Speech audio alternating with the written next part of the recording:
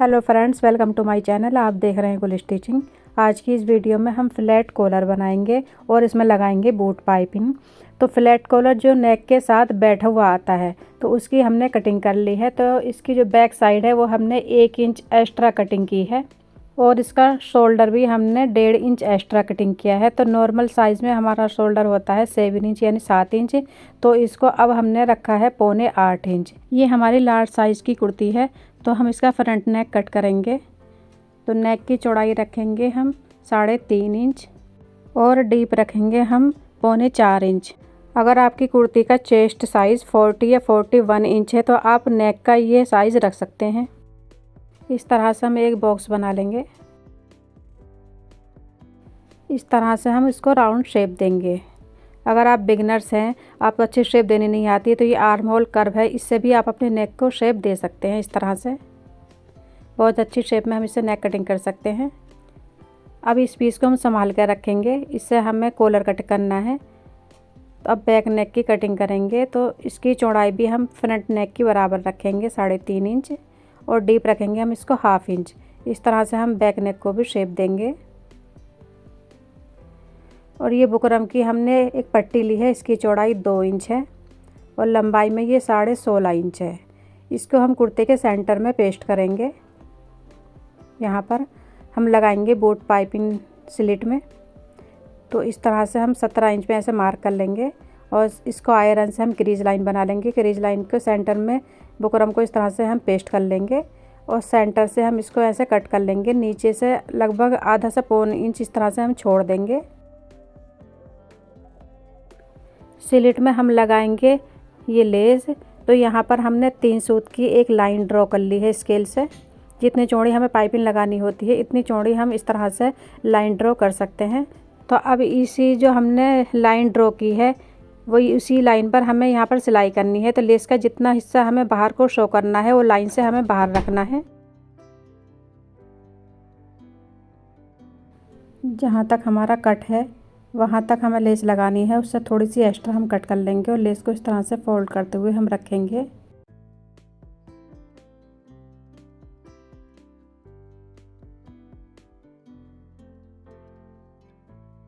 अब दूसरी साइड से हम नीचे से लेस को रखेंगे। तो जो लेस का डिज़ाइन हमारा नीचे है वही हम दूसरी साइड में रखेंगे और बराबर दूरी पर रखते हुए हम लेस को अटैच करेंगे।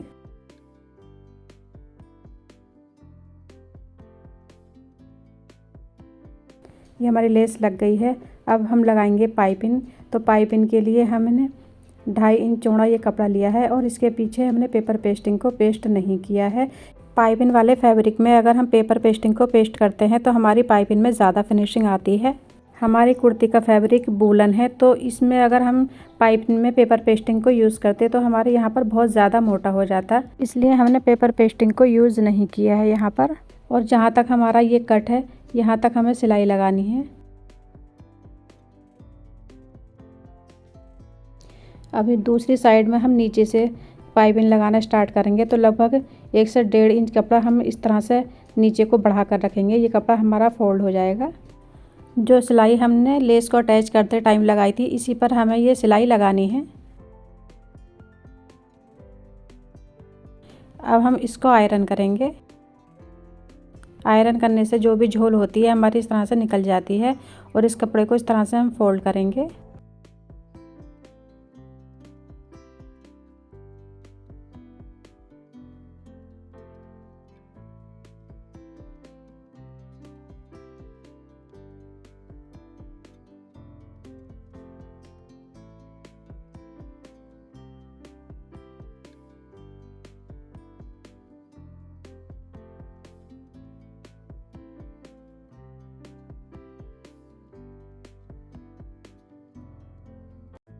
यहाँ नीचे इस तरह से हमें कॉर्नर बनाना है। कपड़े को ऐसे फोल्ड करना है और अंदर की साइड को टर्न करना है।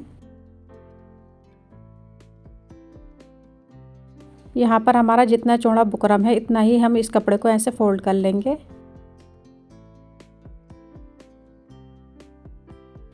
और यहाँ पर हम लेंगे ये ग्लू स्टिक, बुकरम के ऊपर इस तरह से हम लगा देंगे।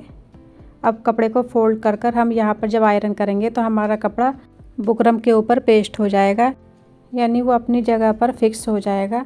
इस ग्लू स्टिक को पेस्ट करने का ये फ़ायदा होगा कि हम आसानी से यहाँ पर तुरपाई कर सकते हैं।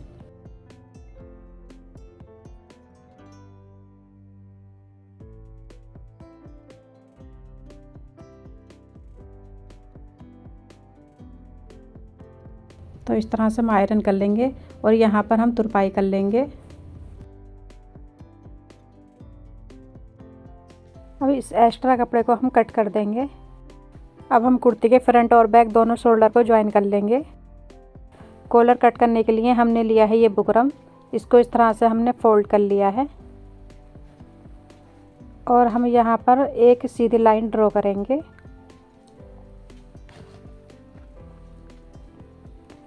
नेक की चौड़ाई रखी है हमने 3.5 इंच, तो 3.5 इंच इस तरह से हम मार्क करेंगे और यहाँ पर एक और लाइन ड्रॉ कर लेंगे।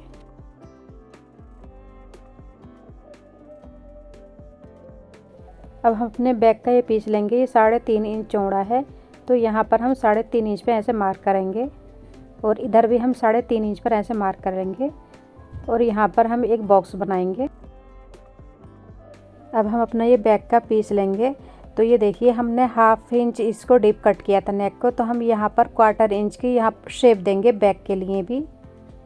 तो इसको इस तरह से हम रखेंगे, 1/4 इंच इसको इस तरह से आगे बढ़ा के रखेंगे और नीचे वाला इसका पॉइंट है वो हमारे लाइन के साथ रहेगा।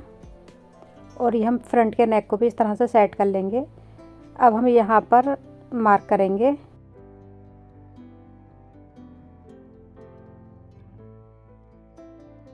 इसको ऐसे हटा देंगे।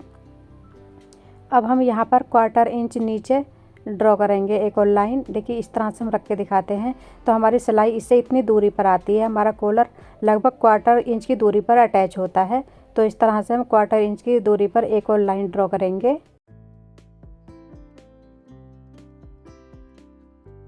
तो हमारी इस लाइन पर कटिंग होगी।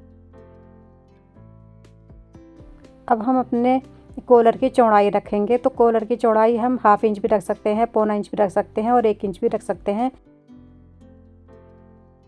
तो हम यहाँ पर 1/4 इंच की चौड़ाई रखते हुए हम ऐसे मार्क करेंगे।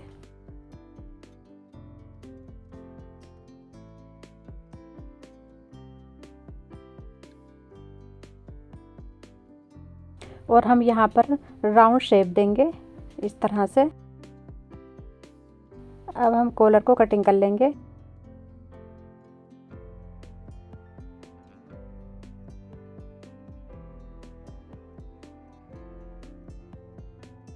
तो ये देखिए हमारा कॉलर कट गया है। अब हम इसको कपड़े पर पेस्ट करेंगे।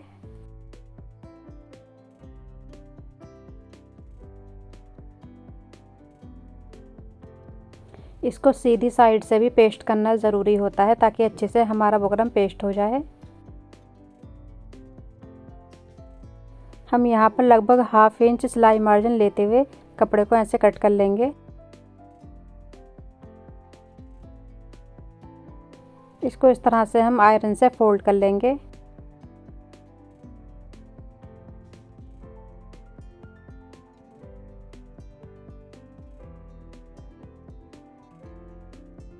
यहाँ पर लगाएंगे हम ये फैब्रिक ग्लू, इससे हमारा कपड़ा अच्छे से पेस्ट हो जाएगा।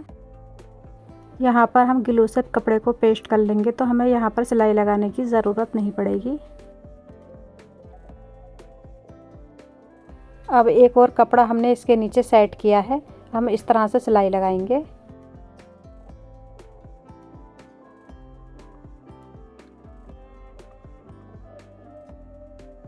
यहाँ पर हम कपड़े को पिन से पिन अप कर लेंगे। तो पिन अप करने से हमारा कपड़ा एक जगह पर सेट रहता है, इधर उधर नहीं खिसकता है। अब हम आसानी से सिलाई लगा सकते हैं।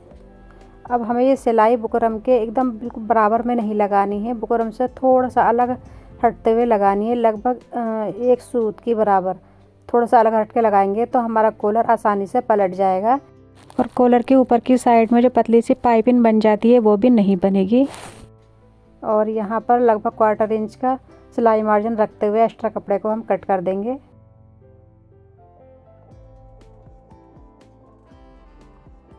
यहाँ पर लगभग हम 1/2 इंच एक्स्ट्रा कपड़ा रखते हुए रफली ऐसे ही कट कर लेंगे। अब देखिए यहाँ पर लगभग 3 सूत का सिलाई मार्जिन रखते हुए हम कपड़े को कट करेंगे।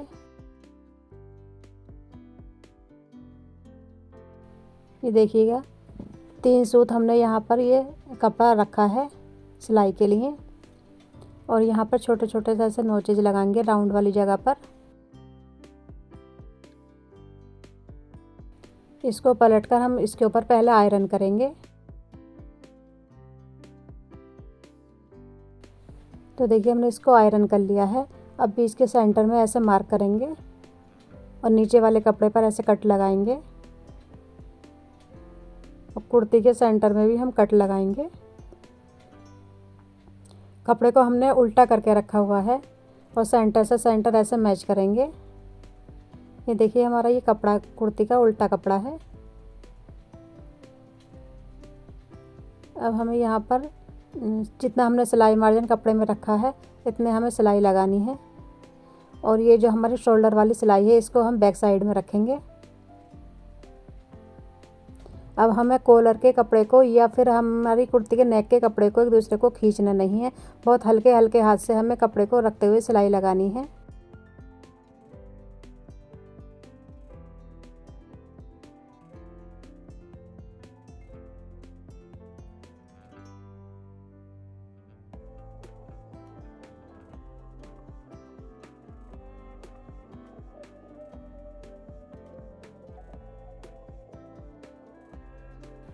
कॉलर को ऐसे सेट करेंगे और हमारी ये जो सिलाई है शोल्डर पर यहाँ पर ऐसे मार्क करेंगे, और दूसरी साइड के कॉलर पर भी इसी तरह से हम मार्क कर लेंगे।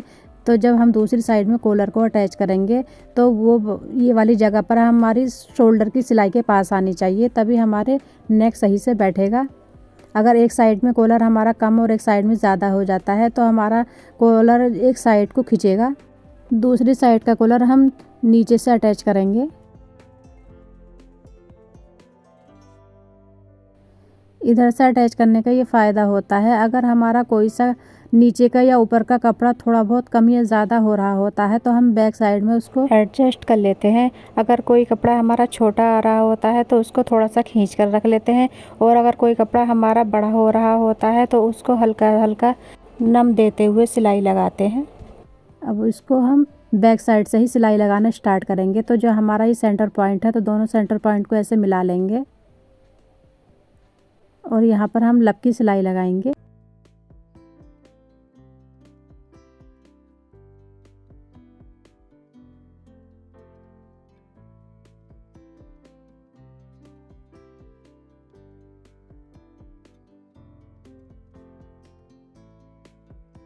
अब हम यहाँ पर भी ऊपर लप की सिलाई लगाएंगे। ये सिलाई लगाने का ये फ़ायदा होता है कि अगर हमारी बुकरम कहीं पर कम पेस्ट हुई होती है या फिर हमारी बुकरम की क्वालिटी अच्छी नहीं होती है तो वो धुलने के बाद सिकुड़ जाती है, कहीं कहीं से मुड़ जाती है। तो अगर हम ये सिलाई लगा लेते हैं तो हमारी बुकरम अपनी जगह पर फिक्स रहती है।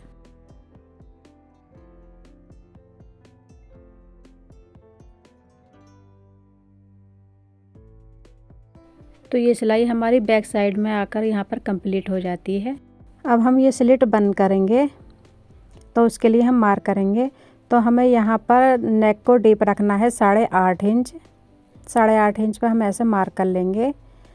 तो 8.5 इंच, अगर हम नॉर्मल कुर्ती में 7 इंच यानी 7 या 7.5 इंच अपने नेक को डीप रखते हैं, तो अगर कॉलर वाली कुर्ती में भी अगर हम इतना ही रख लेंगे तो हमारा नेक बहुत छोटा हो जाएगा, क्योंकि हमारा बैक नेक भी डीप नहीं होता है और फ्रंट नेक भी इतना ज़्यादा डीप नहीं होता है। तो इसको थोड़ा बड़ा ही रखना पड़ता है हमें।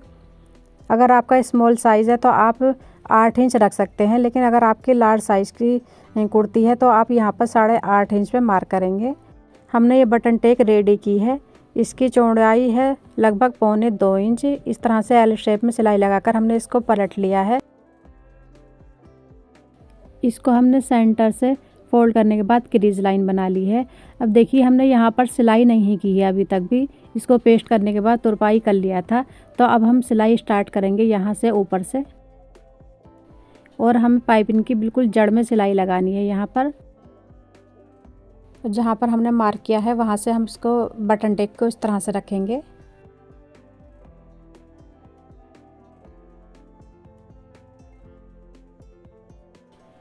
अब हम यहाँ पर कपड़े के ऊपर सिलाई लगाएंगे, यानी जो हमारी पाइपिंग लगी हुई है इसके ऊपर सिलाई लगानी है हमें नीचे की साइड में, और यहाँ पर साइड में जो है पाइपिंग से नीचे लगानी है, यानी पाइपिंग की जड़ में हमें सिलाई लगानी है। और जहाँ से हमारा ये स्लिट बंद हो रही है यहाँ पर हम ये पक्का करेंगे इस तरह से। तो ये हमारा नेक रेडी हो गया है। तो ये हमारा फ्लैट कॉलर है जो नेक के साथ एकदम बैठा हुआ आता है। आप इसकी स्लिट देखिए कितनी फिनिशिंग से हमारी ये स्लिट रेडी हुई है। तो आई होप वीडियो आपके लिए हेल्पफुल रही होगी। वीडियो अच्छी लगी हो तो लाइक करें, शेयर करें। चैनल पर न्यू है तो चैनल को सब्सक्राइब कर लें, साथ ही बेल आइकन को क्लिक कर दें जिससे हमारी सभी नई आने वाली वीडियो की नोटिफिकेशन आपको मिलती रहें। Thank you for watching.